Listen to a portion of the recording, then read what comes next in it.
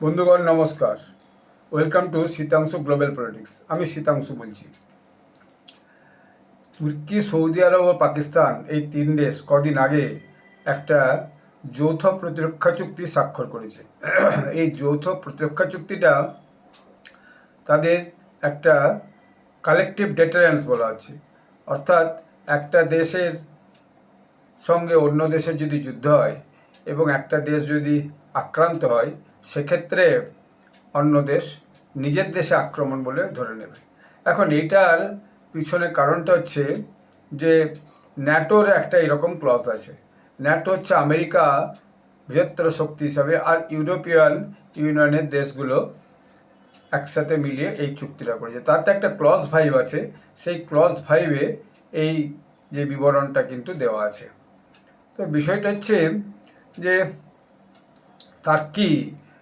তুরস্ক ন্যাটোর মধ্যেও আছে, তা সত্ত্বেও এরকম একটা চুক্তিতে স্বাক্ষর করেছে। অর্থাৎ তুরস্ককে যদি কেউ আক্রমণ করে, অলরেডি ন্যাটোর যারা সদস্য দেশ আছে তারা কিন্তু তুরস্ককে রক্ষা করতে বা তুরস্কের হয়ে যুদ্ধ করতে ওই ন্যাটো চুক্তি অনুযায়ী কিন্তু তাদের দায় আছে। কিন্তু কে করবে কে করবে না সেটা বলা মুশকিল, কারণ ন্যাটোর মধ্যে ফ্রান্সও আছে। কিন্তু ফ্রান্স তাদের যে পরমাণু যে হাতিয়ার আছে, সেই হাতিয়ার কোনো দেশ আক্রমণ করতে।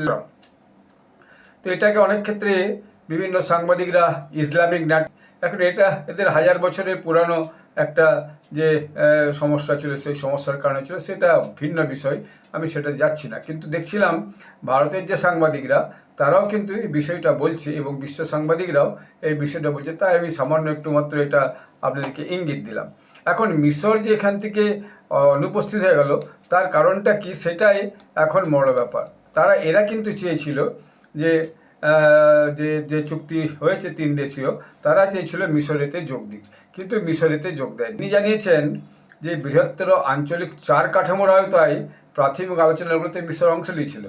যে অর্থাৎ এই যে তিনটার মধ্যে চুক্তি হয়েছে, এর মধ্যে মিশরের চুক্তিতে যোগ দেবে, এরকম একটা যে প্রথমের দিকে যে 4 স্টেটস ডিসকাশন হয়েছিল, অর্থাৎ 4 দেশের যে আলোচনা হয়েছিল, সেই 4 দেশের আলোচনাতে কিন্তু মিশর যোগদান করেছিল। কিন্তু কতকগুলো যে অমীমাংসিত বিষয় আছে, তারা they have raised view points, এবং কিছু টেকনোলজিক্যাল এবং স্ট্র্যাটেজিক যে বিষয়গুলো আছে, সেই বিষয়গুলো নিয়ে তারা এখনও পর্যন্ত সুরক্ষার কোনো যে নির্দিষ্ট কোনো আশ্বাসন পায়নি। সেই জন্যে তারা এখন এই পারস্পরিক প্রতিরক্ষাতে যোগ দিতে চায়নি বলে তাদের যে। এখন মিশর, আপনারা জানবেন মিশরের অবস্থানটা আফ্রিকা মহাদেশে যদিও, কিন্তু মিশরের অবস্থানটা এই দেশগুলোর একদম আগে পিছে। মিশর, আপনারা শুনে থাকবেন যে সেই মিশরের যে বিখ্যাত পিরামিড, সেই পিরামিড রাজ পরিবারের যে একটা সমাধি হিসাবে গণ্য হয়। প্রচুর বড় বড় পাথর দিয়ে পিরামিড সেখানে তৈরি হয়েছিল। তো সেটা একটা ভিন্ন বিষয় যদিও। আর মিশরের মূল রাজধানী হচ্ছে যে কায়রো। কিন্তু মিশরের অবস্থানটা হচ্ছে, আমি আপনাদেরকে বলি, আমি আপনাদেরকে দেখাতেও পারি এক সেকেন্ডের জন্য এই মিশরের অবস্থানটা কি। যে মিশরের অবস্থানটা হচ্ছে যে আপনার একদিকে হচ্ছে যে সৌদি আরব, একদিকে উপরের দিকে হচ্ছে যে আপনার জর্ডন, আমান এবং সিরিয়া এবং জেরুজালেম অর্থাৎ ইসরায়েলও তার আছে। এবং মিশরের সে বিখ্যাত নীল নদ আছে, মিশরের রেড সি আছে, Gulf of Aqaba, Red Sea আছে, আর সুয়েজ ক্যানেলও আছে। এখন এই রাস্তাটা অত্যন্ত গুরুত্বপূর্ণ। মিশর যদি যোগদান করে, তাহলে পরে সৌদি আরবের পক্ষে এই রেড সি হয়ে এবং সুয়েজ ক্যানেল হয়ে বিভিন্ন যে যাতায়াতের যে সুযোগ, মেডিটেরিয়ান সি পর্যন্ত উপরের দিকে এবং নিচের দিকে যে সমুদ্র আছে, সেই সমুদ্রে যাতায়াতের কিন্তু সুবিধা হবে। সেই জন্য সৌদি আরব খুব চেয়েছিল যে মিশর এর মধ্যে যোগদান করুক, কিন্তু মিশর সেটা এখন ডিনাইড করে দিয়েছে যে না, আমরা এর মধ্যে যোগদান করব না। এখন বিষয়টা হচ্ছে যে তার কারণটা কি জানেন? তার কারণটা আমি রিসার্চ করে দেখছিলাম। তার কারণটা হচ্ছে মিশরের সঙ্গে সৌদি আরবের একটা ভালো সম্পর্ক আছে, কৌশলগত ভারসাম্য আছে, এবং ইসরায়েলের সাথেও তাদের একটা ভারসাম্য তৈরি আছে। মিশরের শান্তি চুক্তি আছে এবং পুরো কূটনৈতিক সম্পর্কও রয়েছে ইসরায়েলের সঙ্গে। আবার যুক্তরাষ্ট্রের সঙ্গেও তাদের ঘনিষ্ঠ সম্পর্ক বিদ্যমান। তাহলে মিশর ভাবছে আমার সঙ্গে যখন সব দেশেরই সম্পর্ক ভালো আছে, তাহলে আমরা আগামী দিনে এইরকম একটা জোটে যোগদান করে আমেরিকা এবং ইসরায়েলকে রাগান্বিত করব কেন? তুরস্ক পারমাণবিক অস্ত্রধারী যে পাকিস্তান, তাদের জোটে যোগ দিলে দেখা যাবে যে ওয়াশিংটন বা তেল আবিবের সঙ্গে তাদের যে এখন যে কৌশলগত এবং কূটনৈতিক সম্পর্কটা আছে, সেই সম্পর্কটা কিন্তু নষ্ট হওয়ার সম্ভাবনা হতে পারে। সেই জন্য মিশর সেই রিস্কটা নিতে চাইছে না। অর্থাৎ যে আমেরিকা রেগে যাক, তেল আবিব রেগে যাক, অর্থাৎ ইসরায়েল রেগে যাক, ইসরায়েলের সঙ্গে তাদের যে সম্পর্কটা আছে সেই সম্পর্কটা নষ্ট হোক, এটা কিন্তু মিশর চাইছে না।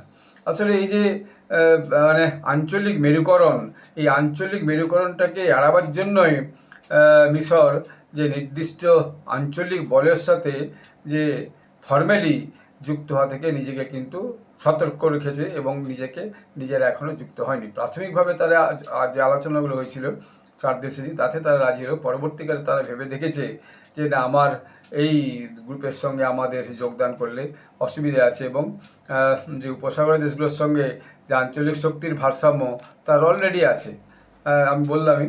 তো ফলে এটা কিন্তু আগামী দিনে যে এরা 3 শক্তি যে ভেবেছিল যে আরও মিশর এবং আরও অন্যান্য দেশও হয়তো এই জোটের শরিক হবে, কিন্তু এখন পর্যন্ত কোনো দেশই এই জোটের কিন্তু শরিক হয়নি।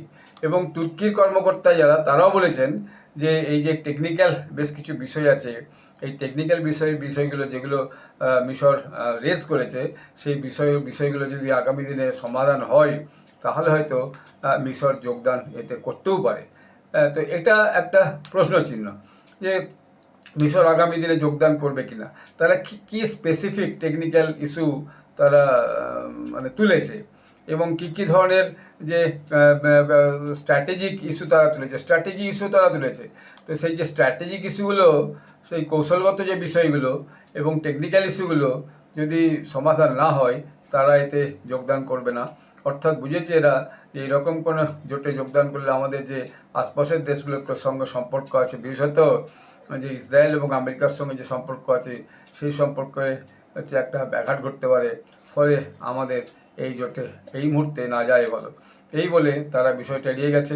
তো এতে অবশ্যই পাকিস্তান, তুর্কি এবং সৌদি আরবের যে জোট, এরা এটাকে ইসলামিক জোট বলছে অনেকেই।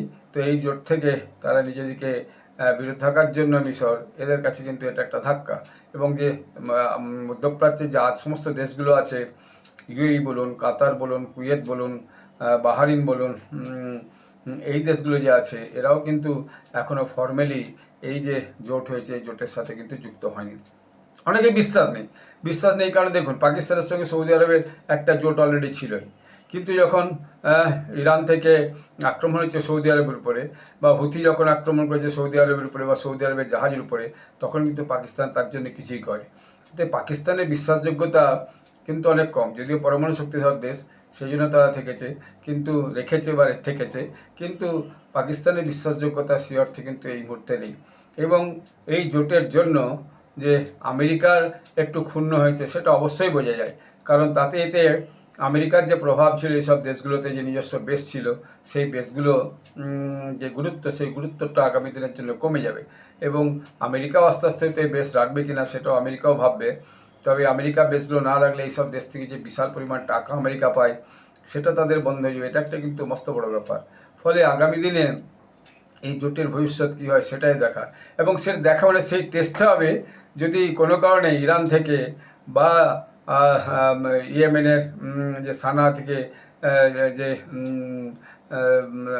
হুথি বিদ্রোহীরা যদি সৌদি আরবের উপর আক্রমণ করে রেড সি পার হয়ে, তাহলে পরে কিন্তু সেক্ষেত্রে এই দেশগুলো নিজের দেশে আক্রমণ বলে তার সঙ্গে এক কাঁধে কাঁধ মিলিয়ে লড়াইটা করে কিনা সেটা দেখা। সেক্ষেত্রে আগামী দিনে কিন্তু সেরকম কোনো লড়াই হবে, আরেকটা লড়াইয়ের যে ক্ষেত্র তৈরি হবে, সেটা হচ্ছে পাকিস্তানের সঙ্গে ইরানের লড়াইয়ের আরেকটা ক্ষেত্র কিন্তু তৈরি হবে। কারণ ইরানের সঙ্গে পাকিস্তানের দীর্ঘ বর্ডার আছে। ইরান যদি সৌদি আরবে আক্রমণ করে, সে তার প্রেক্ষিতে এই চুক্তিকে বজায় রাখার স্বার্থে যদি পাকিস্তান আবার ইরানের উপর আক্রমণ করে, তাহলে পরে কিন্তু আরেকটা নতুন যুদ্ধের ফ্রন্ট আগামী দিনে খুলে দিতে পারে।